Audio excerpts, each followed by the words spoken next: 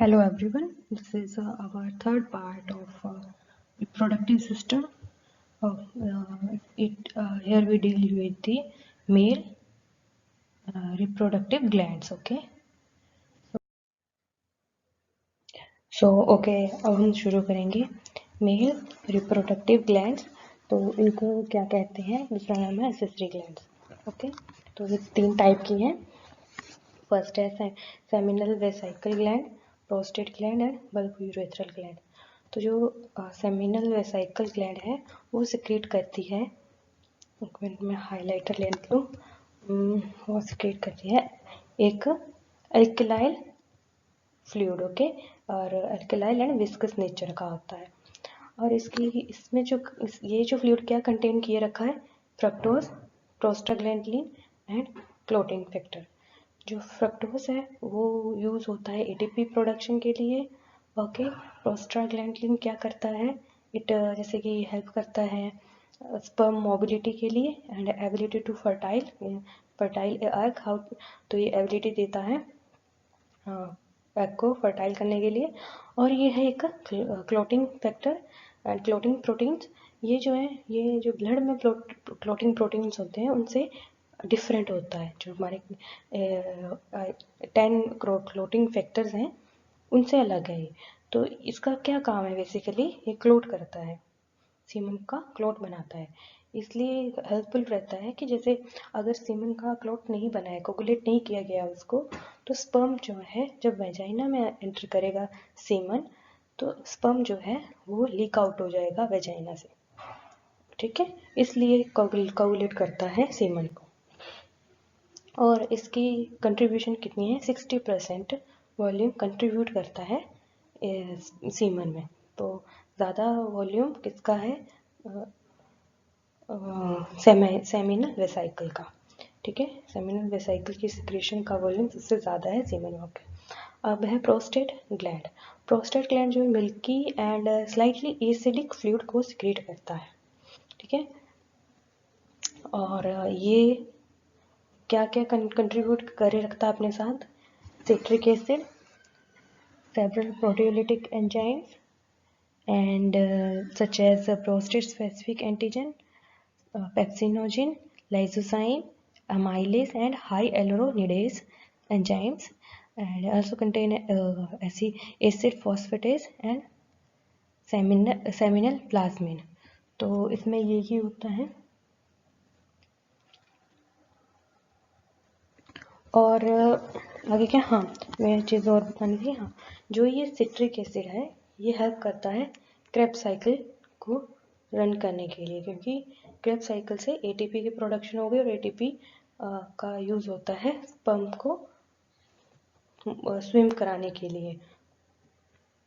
Okay, और ये proteolytic enzyme जो है वो क्या करते हैं, जो सीमन का क्लॉट बन गया है उसको लिक्विफाई करने के लिए। ओके, तो लिक्विफाई कौन कर रहा है यहाँ पे, proteolytic enzyme such as prostate specific antigen and other enzymes also.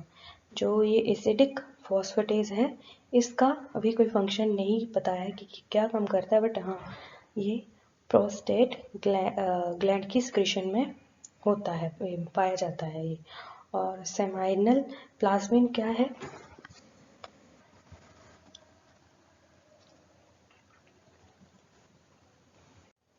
ये करता है जो भी नेचुरल बैक्टीरिया सीमन में होते हैं और रिप्रोडक्टिव ट्रैक में होते हैं उनको डिक्रीज करता है। ठीक है, तो इसका काम क्या है, एंटी बैक्टीरियल की तरह ये काम करता है। एंड बस इतना ही इसमें इम्पोर्टेंट है। आगे आता है वल्वो यूरेथ्रल ग्लैंड, जो सिक्रीट करती है एल्कलिन फ्लूइड।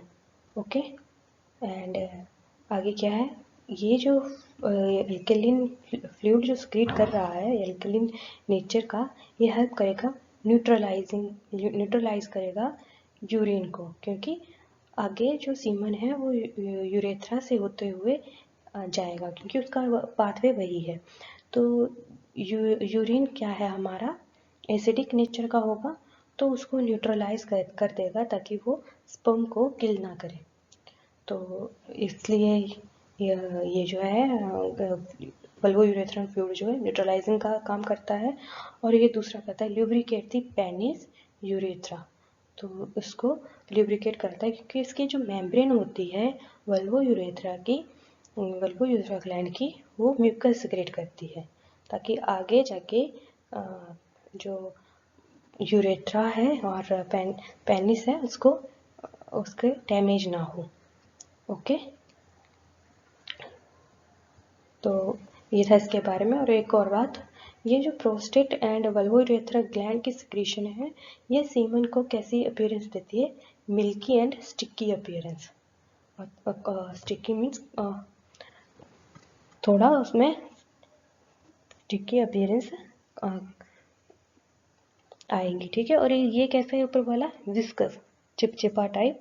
एंड ये स्टिकी मीन्स जैसे आप समझिए कुछ किस तरह का, ये मिल्की अपीयरेंस एंड स्टिकी हो। तो ये था असेसरी ग्लैंड के बारे में। अब हम थोड़ा सीमन के बारे में पढ़ेंगे कि सीमन क्या होता है। Okay, next. हाँ, तो सीमन क्या है? ये एक सेमी फ्लूइड मिक्सचर है, सेमी फ्लूइड है। और इसमें क्या क्या क्या है? तो ये एक तो सेमिनल वेसिकल की फ्लूइड आएगा, प्रोस्टेट और वल्वोयूरेथ्रल का फ्लूइड, और प्लस इसमें क्या हो गया? स्पर्म होगा। तो ये इसकी इसमें ये होता है, ठीक है। और वॉल्यूम देख लेते हैं। जैसे 1 इजैकुलेशन में कितना सीमन ट्रांसफ़र होता है? तो इसमें होता है 2.5 to 5 ml, मतलब 2.5 मिलीलीटर से 5 मिलीलीटर तक जो सीमन का वॉल्यूम है वो 1 इजैकुलेशन से जाता है। और आगे है 1 मिली, जो एज पर 1 मिलीलीटर में कितने स्पर्म होते हैं? तो वो होते हैं 50 से 150 मिलीलीटर स्पर्म होते हैं। याद रखना है ये चीज़ें, ये इम्पोर्टेंट है कि उसका सीमन का वॉल्यूम कितना है, 2.5 से 5 ml। एंड 1 मिलीलीटर में कितने स्पर्म होते हैं? तो वो होते हैं 50 से 150 मिलियन स्पर्म्स। और दूसरा एक और आपको पिछला याद होना चाहिए कि 1 डे में कितने स्पर्मोजेनेसिस कंप्लीट कर लेते हैं। ओके, तो करते हैं 300 मिलियन स्पर्म्स। और स्पर्म बनने का टाइम पीरियड कितना है? 60 to 75 डेज। तो ये कुछ आपको वैल्यूज़ हैं जो आपको याद रखनी है, ठीक है। पीएच क्या है इसकी? ये अल्कलाइन नेचर का होता है, तो 7.2 to 7.7 का होता है। और हाँ, ये भी इम्पोर्टेंट है। तो हमें पता है कि जैसे ही सीमन इजैकुलेट होगा उसके बाद वो कोगुलेट हो जाता है। तो कोगुलेट कितने मिनट में होता है? 5 मिनट्स में। एंड उसके बाद क्या होगा? आफ्टर कोगुलेशन कुछ टाइम के बाद वो लिक्विफाई हो जाता है। लिक्विफाई किससे हो रहा है? प्रोस्टेट स्पेसिफिक एंटीजन से। तो वो होता है लिक्विफाई 10 to 20 मिनट से। ओके, और यहाँ पे एक टर्म आई है हीमोस्पर्मिया। हीमोस्पर्मिया क्या है? इसमें क्या है कि स्पर्म के साथ जो है ब्लड का आना, सीमन के साथ ब्लड का आना। तो ये ब्लड कहाँ से आ रहा है? ये आ रहा है जब इन्फ्लामेशन हो जाती है सेमाइनल वेसिकल के, जो आसपास के ब्लड वेसल्स हैं उनके आसपास की स्वेलिंग, उनको उन ब्लड वेसल की स्वेलिंग होने से, उनकी वजह से सीमन में ब्लड आता है, तो उसको कहते हैं हीमोस्पर्मिया। और ये क्योर भी हो जाता है एंटी बैक्टीरियल मेडिसिन से। ओके, तो यही था। बाकी पेनिस के बारे में तो वो तो कुछ खास नहीं है कि उसमें मैंने पढ़ा ही दिया कि उसमें कौन कौन सी मेम्ब्रेन होती है और कौन कौन से लिगामेंट्स होते हैं। तो ये सब आपको डायग्राम से ही ज़्यादा समझ में आएगा। और मेन ये है कि पेनिस की इरेक्शन के लिए पैरासिम्पैथेटिक नर्व जो है वो नाइट्रिक ऑक्साइड को रिलीज करती है, ठीक है।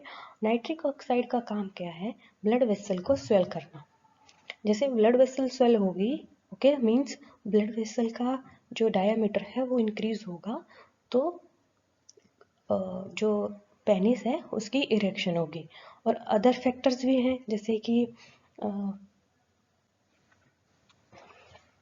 जो हमारा ब्रेन स्टिमुलेट देता है, न्यूरल सिस्टम है जो हमारा ब्रेन स्टिमुलेट करता है कि जैसे कि इरोटिक साउंड आ गई, स्मेल आ गई, या कुछ साइट आ गया, इरोटिक साइट आ गया, तो उसकी वजह से वो सिग्नल हमारे ब्रेन में जाएंगे, ब्रेन से पैरासिम्पैथेटिक नब्जों हैं सिग्नल भेजेंगी, और उससे भी पेनिस का इरेक्शन होता है, वो अलग है, वो बस इतना ही है इसमें, तो यही आपको ध्यान रखना है। ओके, ठीक है। तो यहाँ पे हमारा जो मेल रिप्रोडक्टिव सिस्टम है वो ख़त्म हुआ है। अब हम शुरू करेंगे female reproductive system. Thank you.